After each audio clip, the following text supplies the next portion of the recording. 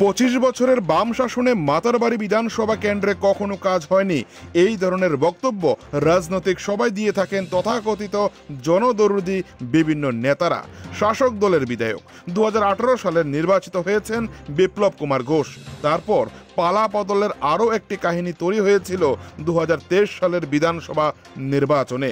শাসক দল বিজেপি বিপ্লব ঘোষকে সরিয়ে দিয়ে এক যুবনেতা অভিষেক দেবরায়কে বিধায়ক পদে আসীন করে গণদেবতারা একরাশ বুক ভরা আশা নিয়ে বিধায়ক করে অভিষেক দেবরায়কে। সেখানে জয়ী হওয়ার পর বিধায়ক এই মাতারবাড়ি বিধানসভা কেন্দ্রে কাজ করে চলছে, এই ধরনের ছবি প্রায়শই দেখা যাচ্ছে সামাজিক মাধ্যম থেকে শুরু করে বিভিন্ন সংবাদ মাধ্যমে। কিন্তু এবারের ছবিটা খুবই উল্টো হয়েছে মাতারবাড়ি বিধানসভা কেন্দ্রে। বর্তমানে রাজ্য ও কেন্দ্রে এবং মাতারবাড়ি বিধানসভা এলাকায় ইন্দিরানগর গ্রাম পঞ্চায়েতে চলছে 3টি ইঞ্জিনের সরকার, যেখানে ডাবল ইঞ্জিনে বলা হচ্ছে কিন্তু সেখানে চলছে 3 ইঞ্জিন। কিন্তু বর্তমানে মাতারবাড়ি বিধানসভা কেন্দ্রে ইন্দিরানগর গ্রাম পঞ্চায়েতে 1 ইঞ্জিন বিকল হয়ে পড়েছে উন্নয়নের ঠেলায়। এমন উন্নয়ন হয়েছে এলাকায় যে উন্নয়নে মাঝপথে মানুষ খুব দেখাচ্ছে ব্যাপকভাবে। এই বর্ষার মরশুমে যে চিত্র উঠে এসেছে, এত উন্নয়ন ঘটেছে মাতারবাড়ি বিধানসভা কেন্দ্রে যা সংবাদ মাধ্যমের ক্যামেরায় সে উন্নয়নের ছবি বন্যার জলে ভেসে যাচ্ছে বলে মনে করছে এলাকাবাসী। ইন্দিরানগর গ্রাম পঞ্চায়েতের অধীন 2 নং ওয়ার্ডে কালীবাড়ি সংলগ্ন এলাকায় গ্রামের রাস্তা বেহাল অবস্থা। কোনো ধরনের উদ্যোগ নেই ইন্দিরানগর গ্রাম পঞ্চায়েতের। 16টি পরিবার বসবাস করছে এই এলাকায়, কিন্তু কোনো ধরনের খোঁজ খবর নিচ্ছে না জনপ্রতিনিধি থেকে শুরু করে পঞ্চায়েতের সদস্যরা। অন্যদিকে গ্রাম পঞ্চায়েতের প্রধান ও উপপ্রধান বন্যার জলে কোথায় আছে সেটা বলা মুশকিল হয়েছে সংবাদ মাধ্যমের। যেখানে ভারতের প্রধানমন্ত্রী নরেন্দ্র মোদী প্রতিটা সময় বলছে ডিজিটাল যুগ চলছে গোটা দেশ জুড়ে, আর সেই ডিজিটাল যুগে গ্রামের প্রধান উপপ্রধানকে মোবাইল ফোনে পাওয়া দুষ্কর হয়ে উঠেছে সংবাদ মাধ্যমের। ব্যাপক উন্নয়ন ঘটেছে যা বাস্তবে রূপ আজ দেখা গিয়েছে এই বর্ষার মরশুমে। আদৌ কি মেরামত করা হবে ব্যাপক উন্নয়নের মাতারবাড়ি বিধানসভা কেন্দ্র, নাকি আগামী বিধানসভা নির্বাচন আসলে গাল ভরা প্রতিশ্রুতি দেবে এলাকার জনপ্রতিনিধিরা, প্রশ্ন তুলছে একাংশ জনগণ। মাতারবাড়ি থেকে নিজস্ব প্রতিনিধির রিপোর্ট, টিভি 100 বাংলা।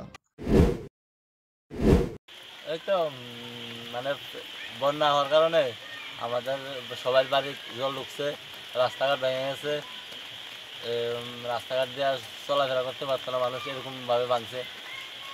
প্রত্যেক বছরেই এরকম হয়, বৃষ্টি এলে রাস্তা ভাঙে, এরপরে যা মানুষের বাড়ি বাড়ি জল ঢুকে, বাড়ি ঘরে ক্ষতি হয়।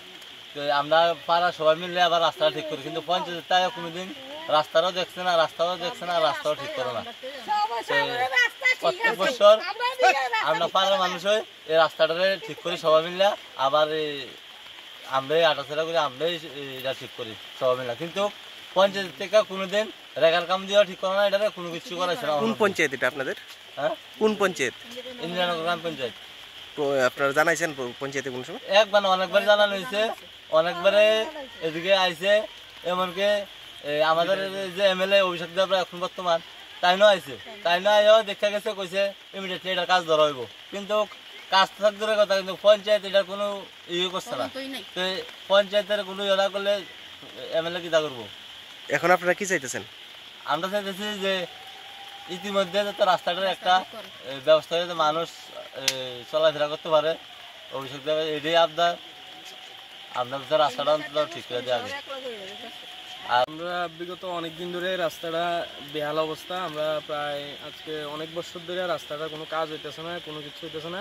একবার জায়গা টাকা সবাই দিছে, কিন্তু রাস্তার কোনো পরিবর্তন নাই। রাস্তা একদম ভাঙ্গা বেহাল দশায়, দিকটা গরু ছাগলও হাঁটতে পারতো না। আমরা হাঁটি সবাই, বাড়ি ঘরে জল টল ঢুকা খুব ক্ষতি হয়েছে মানুষের। প্রত্যেক বছরই বর্ষা এলে এমন হয়।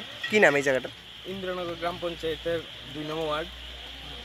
এটার ভিতরে কোনো কেউ আয় না, পঞ্চায়েতের থেকেও কেউ আয়া দেখে না, বা কোনো যে আছে আমাদের নেতা তারাও কেউ আয়। প্রধানকে জানাইছেন? প্রধানকে জানানো হয়েছে, সবারই জানানো হয়েছে, তারা কেউই এটার মধ্যে শুরু হচ্ছে কয়ে আমাদেরকে অনেকদিন ধরে ঘুরাচ্ছে। কি চাইতেছেন এখন আপনারা?